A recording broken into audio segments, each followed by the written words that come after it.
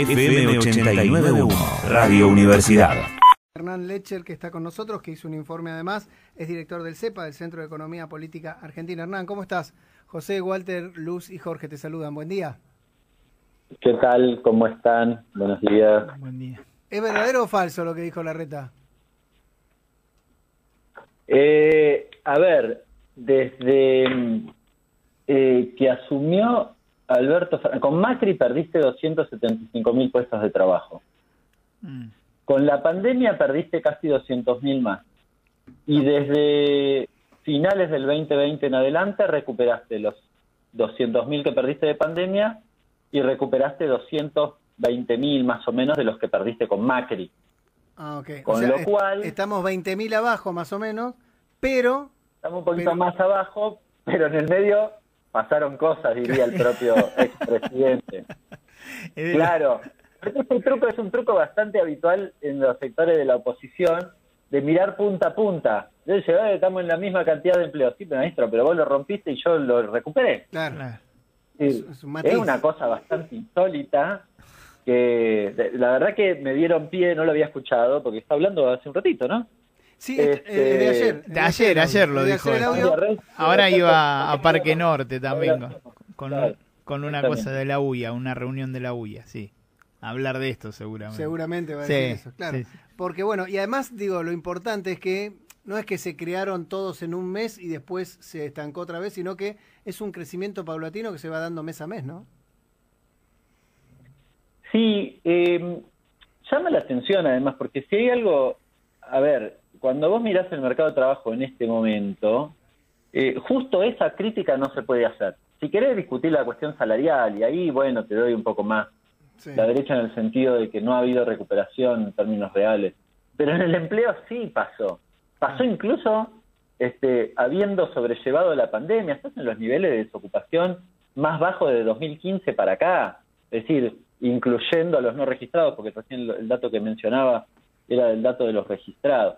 Me llama la atención además que lo asocie. Yo no sé si ustedes se fijaron que viene dando una explicación, criticando básicamente el empleo público y los privilegios, e incorpora ese análisis. Sí, como si fuera algo guionado que en algún momento lo tengo que decir y se me ocurrió y lo puse ahí. Sí, y además tratando de asociar negativamente el empleo público. Estos datos que estoy dando son de empleo registrado privado. Sí, claro. Sí. Que no se le ocurra a Larreta decir, no, lo que pasa es que son del empleo público, puede hacerlo, porque la verdad que tiene poco rigor con los datos, evidentemente. Pero bueno, lo cierto es que has recuperado buena parte de lo perdido. El último mes, los datos que nosotros acabamos de publicar del mes de agosto, sí es cierto, se han generado entre 6.000 y 7.000 puestos de trabajo adicionales, que es bastante menos que lo que venías generando. Es decir, si te faltan 50.000 para llegar a finales de digamos, recuperar lo perdido con Macri entre 40 y 50, vos el mes pasado habías generado 25 o 30.000 puestos de trabajo, te faltaban 2 meses, por decirlo de algún modo, claro. Y con el dato actual te faltan, bueno, no sé, 6, 8, 10 meses tal vez, ¿no? Y escucha, ¿y le encontrás alguna explicación a eso? Probablemente esté asociado a algún amesetamiento al nivel de actividad económica, pero es medio prematuro hacer este análisis, porque la verdad que cuando vos mirás la serie, hubo recuperación importante en un momento, después se amesetó, después volvió a crecer de manera sustancial. Habría que cruzarlo con actividad. Es probable que vos tengas cierto amesetamiento del nivel de actividad, que era previsto, por cierto, y que eso haya tenido algún impacto en la quita del dinamismo de la generación de puestos adicionales. ¿Y eso también se puede incrementar en estos meses, digamos, diciembre, enero, febrero, en cuanto al turismo, en cuanto a laburos, qué sé yo, no sé, hay comercios que toman gente por esos meses porque tienen más actividad? ¿Eso puede influir? No, porque los datos que estoy mencionando son de serie desestacionalizadas, y que el efecto, son digamos, permanentes, digamos, de la estacionalidad está quitado, por decirlo de algún modo. Pero de todas formas, a ver, el dato igual es positivo, no. Siempre que se genere es positivo, por cierto, claro. Sí. Hace 25 meses que está generando puestos de trabajo. Ese es un buen dato para Larreta. pero... Son los mismos creadores de la frase de que tenemos 165 impuestos en el país, ¿no? Que somos el país que más impuestos pagamos en el mundo, o de 70 años de peronismo, o sea, es...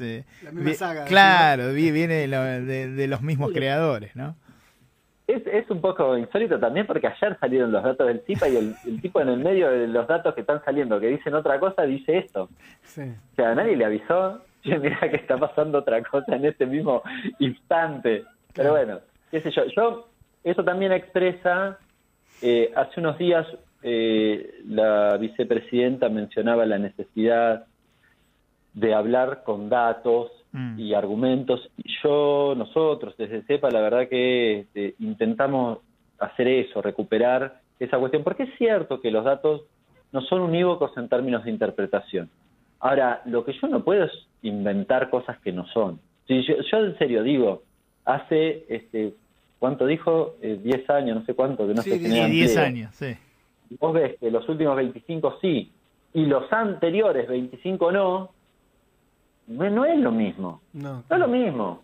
No se puede. Cuando vos ves la inclinación de la curva del empleo industrial, que es un tobogán descendente con Macri, y después es un tobogán pero en ascenso con Alberto, no es lo mismo. Yo lo que creo, Hernán, sí que lo que tenemos que ver es la calidad del empleo, ¿no? Así te lo digo muy por arriba de 3 o 4 casos. Tengo un hijo que tiene 18, va a cumplir 19, y que empezó a salir a la calle a eso, ¿viste? Y compañeras de él terminaron la secundaria y dice...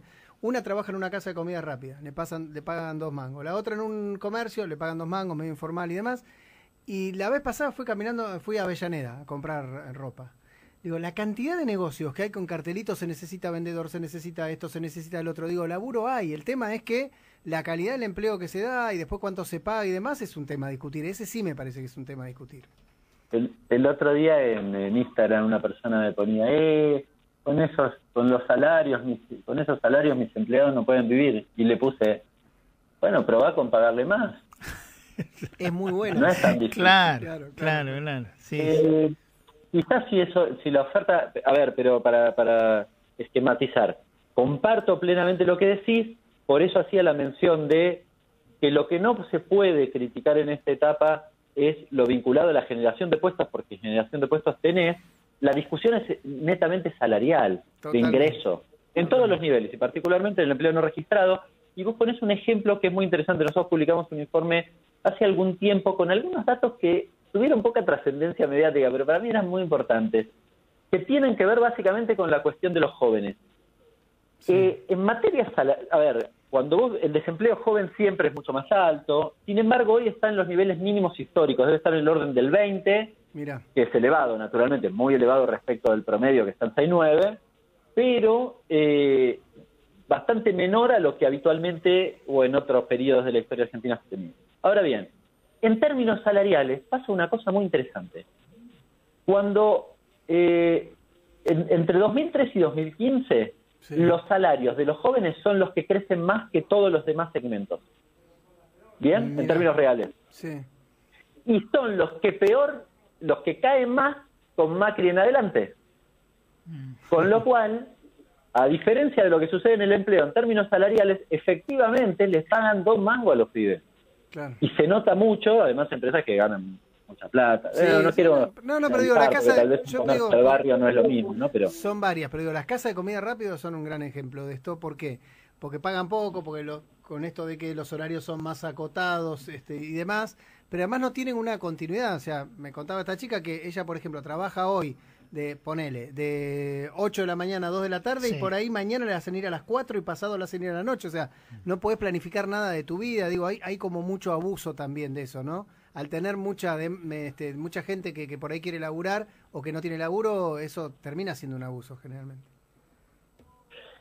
Sí, a ver, lo que ha sucedido desde la pospandemia para acá, mediados 21, si se quiere, en adelante, es que ha tenido un crecimiento de la actividad fenomenal, y que esa productividad adicional quedó en pocas manos, lamentablemente. Sí, sí. Es decir, se lo quedó el 75% de los empresarios.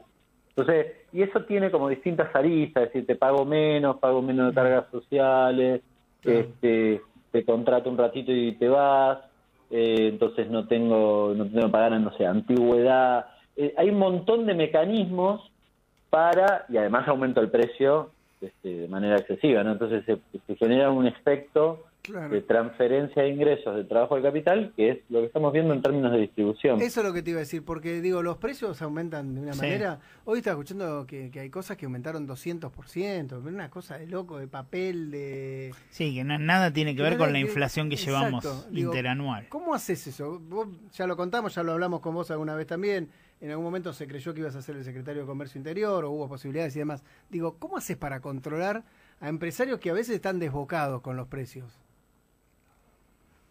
Mira, yo no soy un dogmático de cuál es la regulación que tenés que hacer, lo que creo que es una tarea del Estado, ¿no? Ayer lo escuchaba el ministro de Economía, Sergio Massa, pareció interesante algunas cuestiones, algunas definiciones que planteó, por ejemplo, de bueno, en realidad si con las empresas con las que se va a acordar cumplen determinadas pautas, bueno, acceden a los dólares oficial para poder cumplir con el proceso productivo.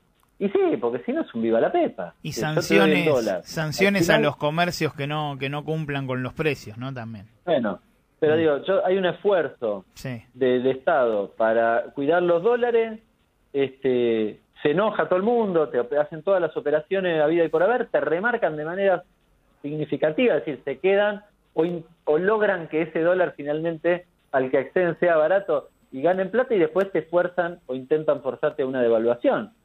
Así no va, así no funciona. Bueno, eso es una regulación, ¿no? La que planteó Massa ayer es una regulación. A mí siempre me gustaron los controles territoriales, bueno, no voy a decir una cosa distinta porque ya todo el mundo lo sabe, así que, pero bueno, no, de nuevo, no soy un dogmático, creo que hay distintos mecanismos que se pueden implementar y creo que el equipo económico deberá definir cuál es el mejor para este momento y me parece bien que así lo haga. Escuché la misma entrevista que escuchaste anoche del ministro de Economía. ¿Te pareció que los pasos que se están dando para ir controlando la inflación de acá a un tiempo son los correctos? A mí me genera expectativas. La verdad que yo ayer vi la entrevista y me gustó. Me genera expectativas porque lo veo con mucho empuje al ministro y creo que en materia económica eso es muy bueno. De nuevo, yo hice una propuesta con una serie de políticas en un momento determinado. Y eso también hay que entenderlo, porque no sé si todas son aplicables en este momento, o son las mismas que habría que hacer hoy y demás. Ahora, lo que yo veo es un Ministerio de Economía peleando esta cuestión. Bueno, eso es lo que se necesita, porque tampoco es soplar y hacer botella esto, ¿eh? No es que tenés ganas y listo. No, es difícil, es complejo. Todas las herramientas las tiene el sector privado para esconderte la pelota. Vos decís algo y ya te remarcaron por si acaso. Bueno, esto es una realidad para cualquiera, no importa lo que piense en términos ideológicos. Por eso, en ese sentido, de nuevo, me genera expectativas que se pueda avanzar. Gracias, Hernán, por atendernos. Un abrazo. Abrazo grande. Desde la Universidad Nacional de La Matanza, Radio Universidad FM 89.1. Siempre cerca.